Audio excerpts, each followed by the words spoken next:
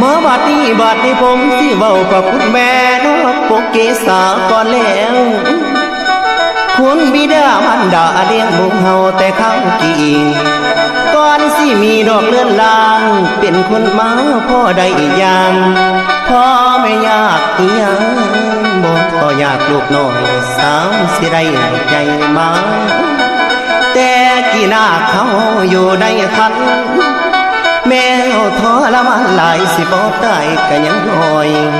ลูกในคันน้องแข็ง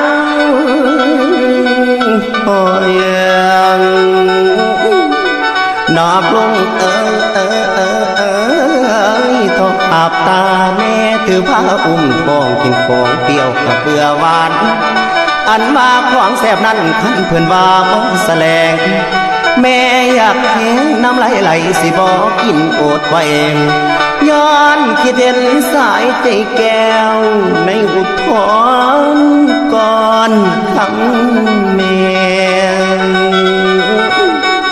ย่างไปมาก็หักแย่นักอึ้งโซยังลูกกินข้าวและน้ำนอนอยู่กะข้างโอยหน้าตาลอยลงขอบเม็ดถนอมลูกในท้องตอนแม่เฮาโอ้ยลูกห้องก็คือตอนออกลูกอ่อนสอง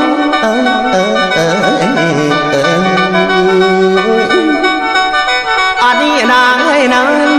นักอุทธรปวดเล่าเก่าเดือนได้กะแมนยังเกินมาเจ็บปวดซ้ำดำตาแม่ดอกลิ้นไหลเจ็บขึ้นไปทางเทิงสิทางลงมาทางใต้แม่เจ็บหลายจนลงห้องมือสาวหาผ้าแขนพวงอันนี้แม่คำเอ๋ยยามลูกบอกลงแล้วยังมาอย่างดอกกีไฟกินน้ำฮ้อนอยู่ใจจนปากเปื่อยรอความสุขแสนที่ทรมานทุกแม่กะทนทันไว้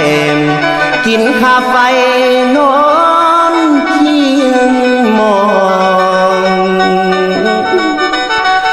อยาดีกะหาใส่ซ้ำแม่เฮาสิได้นำนมให้ลูกดื่มกินละแม่นมีเวียกค่อยสิ้นแสนสิ่งท่านประกาศกะตามของ